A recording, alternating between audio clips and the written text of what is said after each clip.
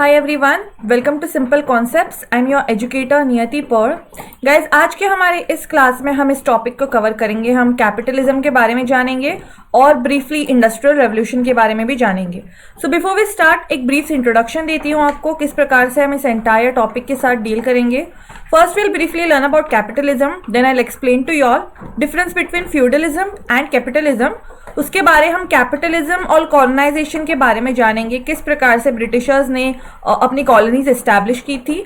Briefly हम industrial revolution के बारे में बहुत शॉर्टली जानेंगे और उसके बाद हम जानेंगे फैक्ट्री सिस्टम के बारे में।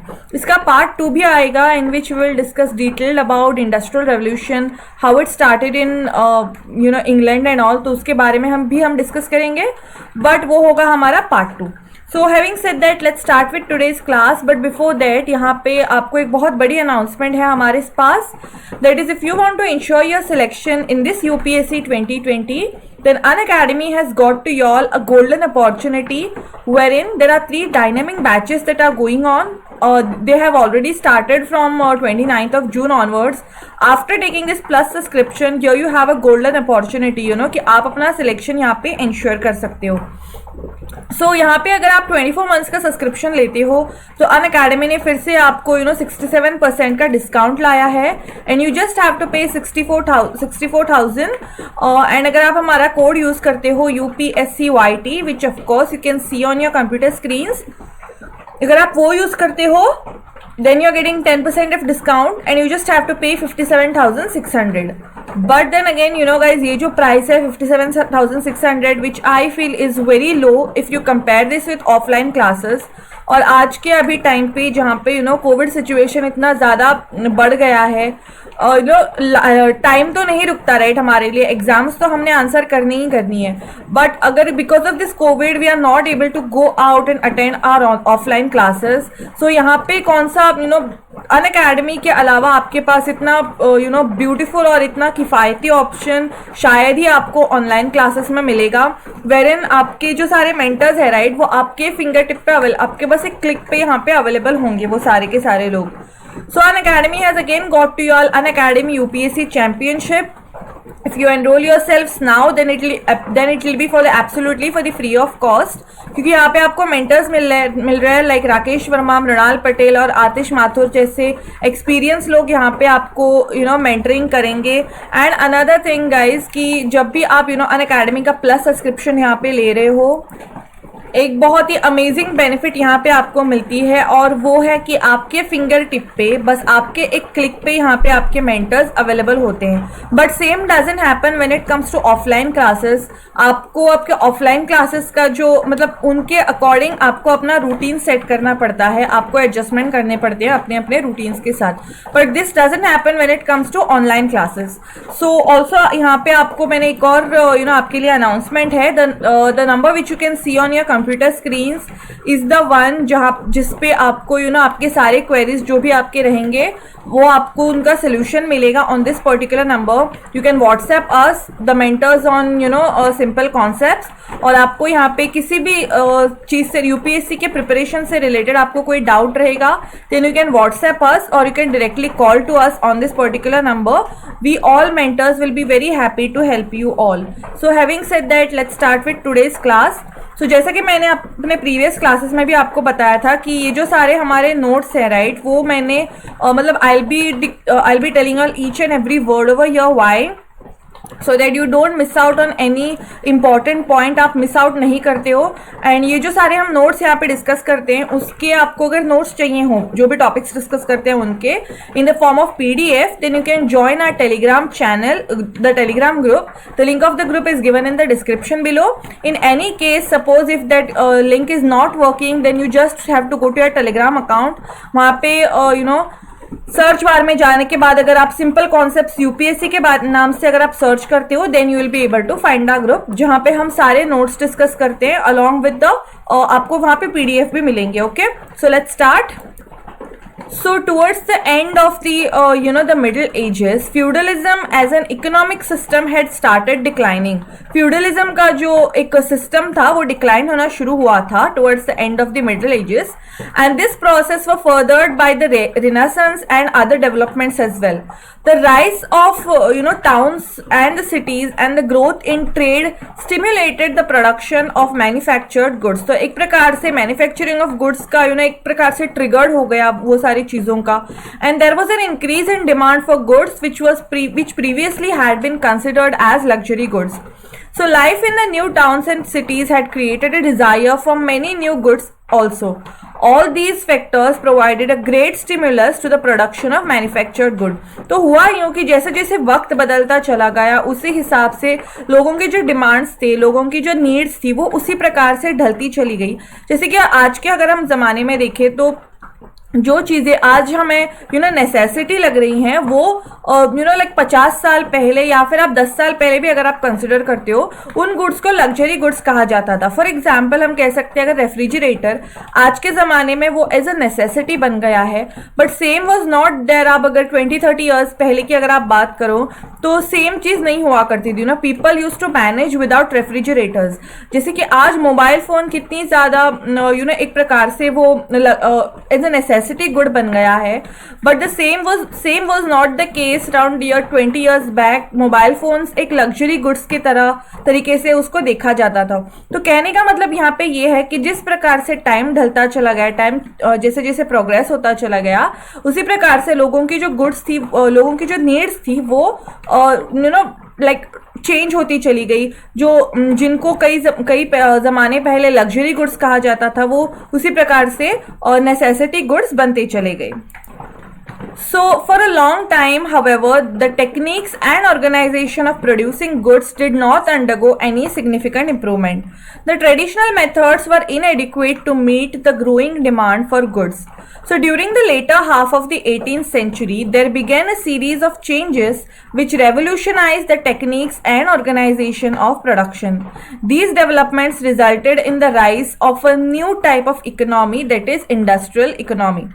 Now the term industrial revolution is used to describe these developments because the changes came rapidly and they had far-reaching effects on the history of the world. तो एक प्रकार से इंडस्ट्रियल रेवोल्यूशन नाम की जो टर्म है वो डेवलप होती चली गई. क्यों? क्योंकि रैपिड इंडस्ट्रियलाइजेशन होता चला गया, रैपिड फैक्ट्री बिल्डअप होता चला गया और क्योंकि लोगों के जो डिमांड्स थे, लोगों की जो नीड्स थी वो उसी प्रकार से ढलती चली गई. फॉर एग्जाम्पल लोगों को पेशेंस, हम ये लर्न करेंगे एक सिंपल एग्जाम्पल के साथ. देखो जब भी आप अपना कॉटन होता है राइट, तो वो कॉटन से आपको जब ट्रेडिशनल अगर आप मेथड्स यूज़ करके अगर आप उसका क्लॉथ अगर आप बनाना चाहो, कपड़ा बनाना चाहो, तो उसके लिए बहुत ज़्यादा वक्त लगेगा हमें राइट. मतलब it will take us lot of time. So इसका सिंपल सोल्यूशन क्या था कि मशीन मेड गुड्स आप बनाओ, मशीन मेड्स जो प्रोडक्ट्स हैं उनके ऊपर आप फोकस करो. तो जब भी मशीन्स के साथ मशीन की हेल्प लेके जब हम गुड्स प्रोड्यूस करते हैं तो डेफिनेटली उसको टाइम बहुत ज़्यादा कम लगता है और उसकी जो कॉस्ट होती है वो भी कम होती है.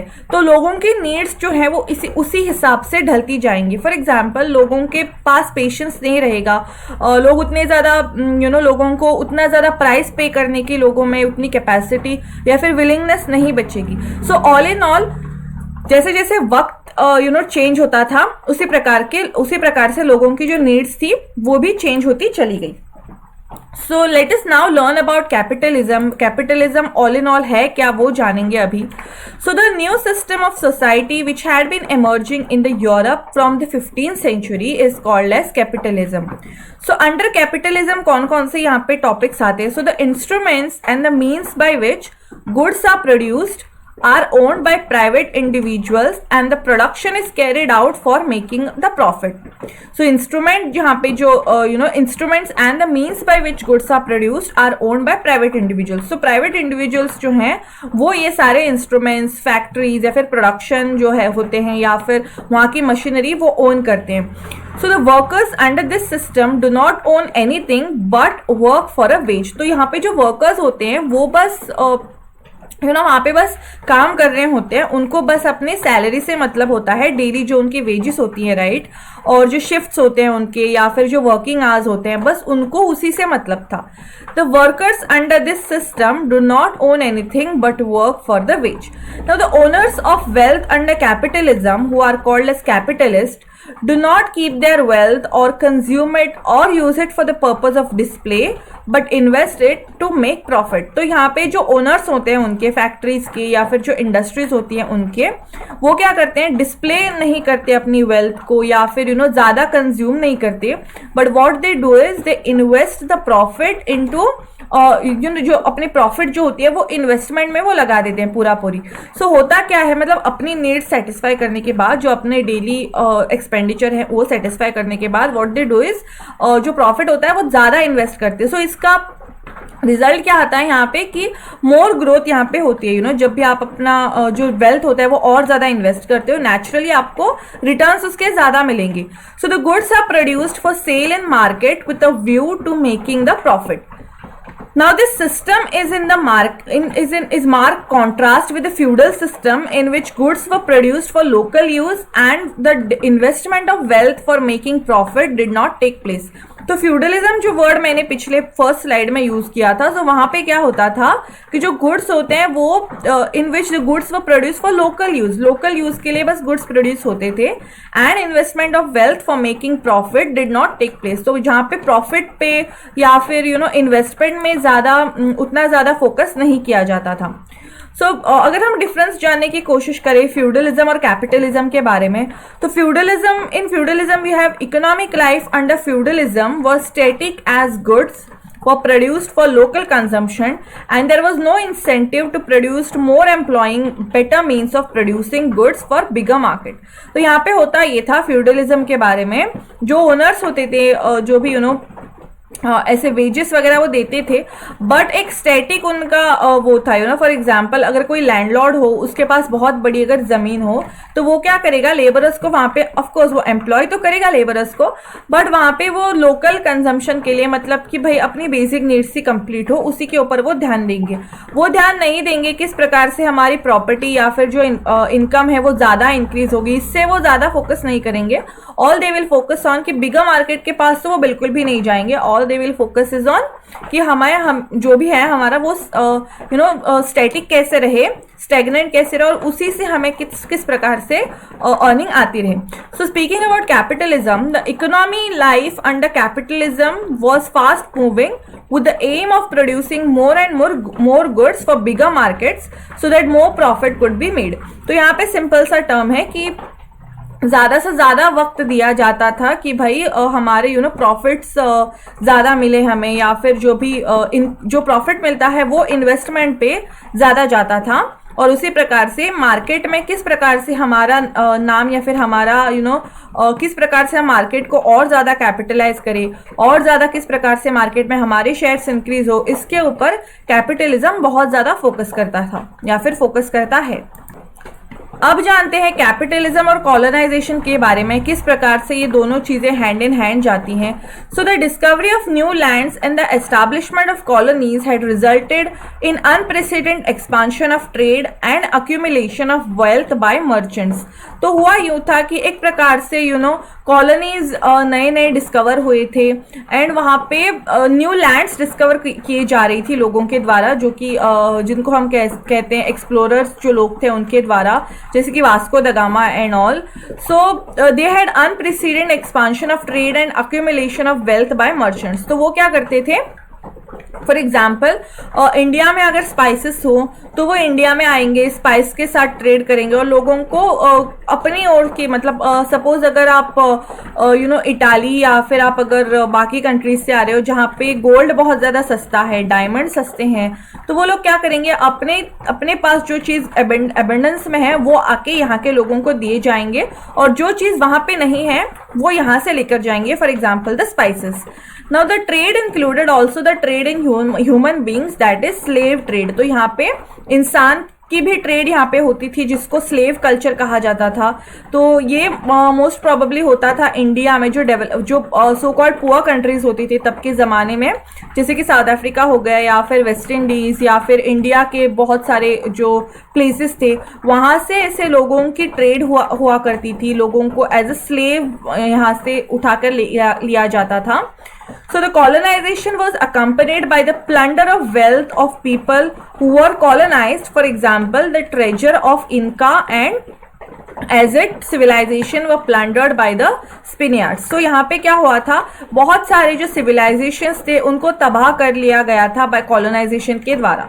Mines in newly conquered areas in the Americas were also exploited for precious metals like gold and silver and large numbers of native people were work to death in these mines. तो यहाँ पे क्या होता था कि most of the लोग यहाँ पे, फॉर एग्जाम्पल अमेरिका में भी तब के जमाने में बहुत लोग पॉवर्टी में रहते थे, और कॉलोनाइजेशन में क्या हुआ था कि वो जो लोग थे, फॉर एग्जाम्पल हम कह सकते हैं ब्रिटेन हो गया या फिर फ्रेंच हो गए लोग, तो वहाँ के लोग रेशियल सुपीरियरिटी में बहुत ज़्यादा बिलीव करते थे। उनको लगता था कि यूरोपियंस की जो रेस है वो बहुत ज़्यादा इंटेलेक्चुअल है, या फिर जो भी राइट्स हैं जैसे कि राइट टू वोट या फिर right to live a lavish life, तो ये सारे जो राइट्स थे वो सोचते थे कि बस हमें ही वो हमारे लिए ही वो बस अवेलेबल हैं। तो इसी प्रकार से क्या होता था कि उन लोगों को बहुत ज़्यादा से ज़्यादा जो लोकल्स होते थे उनको इस प्रकार से माइन में वगैरह वो वर्क करने को उनको फोर्स किया जाता था, and they were treated none less than the slaves. तो उनको बहुत ही ज़्यादा उनकी ज़िंदगी डिफिकल्ट टाइम से गुजर रही थी। They were forced to work in such conditions which were not good for their health, और they were not being paid, मतलब वो अच्छे से पेमेंट भी उनको नहीं मिला करता था, because they were risking their lives in these mines, still they were not paid well. Now हमने स्लेव कल्चर के बारे में भी पढ़ा है, मतलब हम जानते हैं मोस्ट ऑफ द चीज़ें। सो प्लांटेशंस के जो हमारा क्लास था रिगार्डिंग प्लांटेशन, उसके बारे में हमने स्लेव लेबर के बारे में भी जाना था। So colonization of Asia caused similar havoc and devastations during a few decades of Dutch rule. The population of a province of Java in Indonesia was reduced to less than 1/4 of its former size. The defeat of the Nawab of Bengal by the English in 1757 was followed by the years of naked plunder of wealth of Bengal. According to the estimates of English government at that time, the English company and its officials received so many, इतना ज़्यादा उन्होंने लूट किया था India में। तो basically उन्होंने 6 lakh pounds they had gifted during the period of pounds as gifted during the period of 1757 to 1766. तो यहाँ पे सिराजुद्दौला जो थे नवाब ऑफ बंगाल, उनको चीटिंग, उनके साथ चीट करके उनको डिफीट किया गया था। And the plunder by the English contributed to a famine in 1769 to 70 in which about a quarter of population of Bengal had perished. Thus, a lot of wealth was accumulated in Europe for investment to make more profit. तो यहाँ पे हुआ यूँ था कि simple सा logic यहाँ पे आप यूज़ कर सकते हो कि जब भी किसी एक जगह पे गड्ढा तैयार हो जाता है, दूसरी जगह पे कहीं ना कहीं, मतलब जब किसी जगह पे पीक या फिर माउंटेन तैयार हो जाता है, एक नॉर्मल सी बात है कि कहीं ना कहीं तो गड्ढा वहाँ पे क्रिएट हुआ ही होगा कहीं ना कहीं। तो सिमिलर यहाँ पे सिचुएशन हुआ था, बहुत ज़्यादा वेल्थ एक्यूमुलेट हुई थी यूरोप में, बट इसका प्राइस किसको पे करना पड़ा था? इसका प्राइस पे करना पड़ा था जो इंडिया में जो फार्मर्स थे या फिर जो बंगाल का जो पॉपुलेशन था, फार्मिंग पॉपुलेशन आप कह सकते हो, या फिर कॉमन मैन जो थे, उनको इसका प्राइस पे करना पड़ा था। क्योंकि ये सारा जो प्लंडरिंग ऑफ वेल्थ हुआ था, इसके बाद यही मतलब एक प्रकार से रीज़न था फेमिन के लिए। बहुत बड़ा फेमिन आया था, the great famine of Bengal, जो आया था 1769 टू 1770 के ज़माने में, और मोस्ट ऑफ द जो बंगाल के पॉपुलेशन था वो मर चुका था। उन्होंने बहुत खतरनाक मौत अपने मतलब उन्होंने देखी थी। So speaking about industrial revolution, the desire to produce more goods at low cost to make higher profits led to the industrial revolution and further growth of capitalism. Sorry for the spelling mistake. So the industrial revolution began in England in about 1750. It was then that machines began to take over some of the work of man and animals in the production of goods and commodities. That is why we often say that industrial revolution was the beginning of the machine age. तो एक प्रकार से machines ने यहाँ पे बहुत बड़ा market occupy किया था ओवरऑल वर्ल्ड का और इंग्लैंड का भी। तो यहाँ पे हुआ यूँ था कि the desire to produce more goods at low cost to make higher profit. तो ये पर्टिकुलर गोल था इंडिया का। जैसे कि मैंने आपको एग्जांपल दिया था कॉटन का, कि आपके पास कॉटन है तो आपको अगर क्लॉथ चाहिए हो तो आप किस चीज को ज्यादा तवज्जो दोगे. So naturally you will go for something which you are getting for lower cost में जो चीज आपको मिल रही है और जो जल्दी मिल रही है आपको. सो आप उसी के पास ज्यादा जाओगे. सो जो लोग थे वो इसी चीज के प्रति ज्यादा आकर्षित हुए थे. लोग they were not really focusing on the traditional products because it was not pocket friendly and time friendly भी वो नहीं था. So this ये जो entire लोगों की mentality थी that gave rise to industrial revolution and it started in 1750 in England. तो यहाँ पे फिर it meant that machines began to take over some work of men and animals in production of goods and commodities. So all in all जो चीज़ें इंसान किया करते थे या फिर जिन चीज़ों को बनाने में एनिमल्स का सहारा लिया जाता था उन सारी चीज़ों को रिप्लेस कर दिया मशीन्स ने. और इसी वजह से वो एज जो थी उसको कहा जाता था मशीन एज. पॉपुलरली बहुत फेमसली उसको मशीन एज कहा जाता था. So of course there were many machines in use before 1750. The plow, air pump, printing press and spinning wheel are only a few of the many examples that could be listed. For hundreds of years, each civilization had been trying to perfect old technical skills and develop new ones. But after 1750, new inventions came faster and they were of a kind that brought more rapid changes in more people's life. The Industrial Revolution changed man's way of living and thinking all over the world. तो एक प्रकार से industrial revolution ने बहुत बड़े बड़े changes लाए market में और जो ओवरऑल लिविंग जो स्टाइल थी लोगों की जो तरीका था जीने का वो अचानक से एकदम से बदल सा गया. ऑफ कोर्स यहाँ पे प्रीवियसली भी बहुत सारे मशीन्स हुआ करते थे. प्लाव हो गया या फिर एयर पंप, प्रिंटिंग प्रेस जैसी चीज़ें हुआ करती थी. पर उसके साथ ही साथ बहुत सारी चीज़ें और भी मार्केट में आना शुरू हो गई, इंडस्ट्रीज में आना शुरू हो गई. जिस प्रकार से हम कह सकते हैं क्लॉथ, सिंपल एग्जाम्पल, क्लॉथ बनाने के लिए जो कॉटन और उसके बाद जो मैन पावर जिसकी ज़रूरत होती थी वो रिप्लेस हुआ मशीन्स के द्वारा. मशीन्स ने यहाँ पे इंसानों की और जानवरों की यहाँ पे जगह ले ली. So the guild system had given way to the domestic or putting out system, and in 18th century the domestic system had become obsolete. So it started giving way to new system called as the factory system, and in place of simple tools and the use of animals and manual power, new machines and steam power came to be increasingly used. Many new cities sprang up and artisans and disposed peasants went there to work. तो यहाँ पे जो हम कह सकते हैं जो artisans थे, जो कलाकार लोग थे, राइट, जैसे कि पॉटरी हो गया या फिर जो लोग हैंडीक्राफ्ट्स पे जो लोग बहुत ज़्यादा फोकस करते थे, उनका एक प्रकार से जॉब यहाँ पे धीरे धीरे खत्म होता चला गया. Why? Because they started going in industries और वहाँ पे वो सैलरी वेजेस पे वो जॉब करना बहुत ज़्यादा पसंद करते थे. बिकॉज उनके पास जो स्किल्स थी, राइट, उसको डिमांड नहीं हुआ करता था मार्केट में. उनका डिमांड बहुत ज़्यादा कम हुआ था. सो ऑल इन ऑल यहाँ पे एक प्रकार से जो पीजेंट्स थे या फिर हम कह सकते हैं जो आर्टिसंस थे, उनका जो वेजेस थे, उनके अपने जो उनके स्किल्स थे वो कहीं ना कहीं तबाह होते चले गए given industrial revolution. Now let us know briefly about the factory system. क्या है factory system?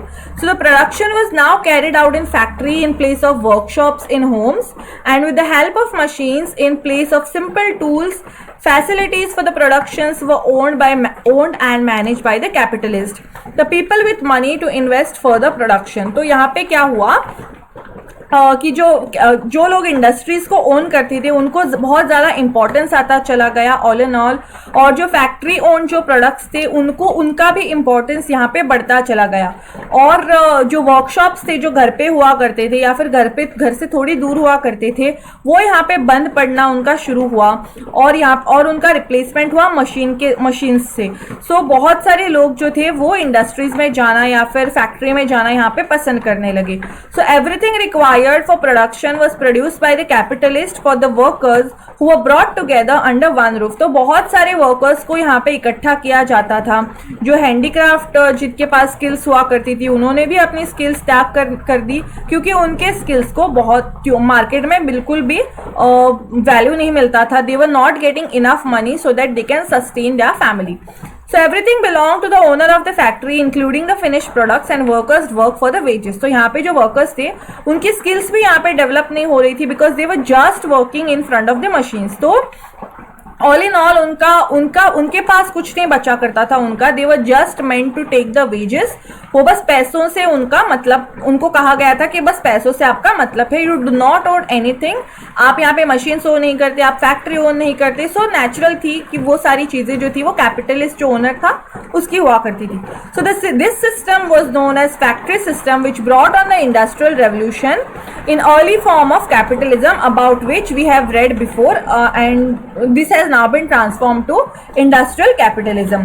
So guys, that's all for this particular class. If you like this video, do hit the like button. अगर आप हमारे platform पे नए हो, then do hit the subscribe button as well, along with the notification bell icon, so that you can get notified every time we put any video on our YouTube channel. Thanks a lot, and as always, God bless you all.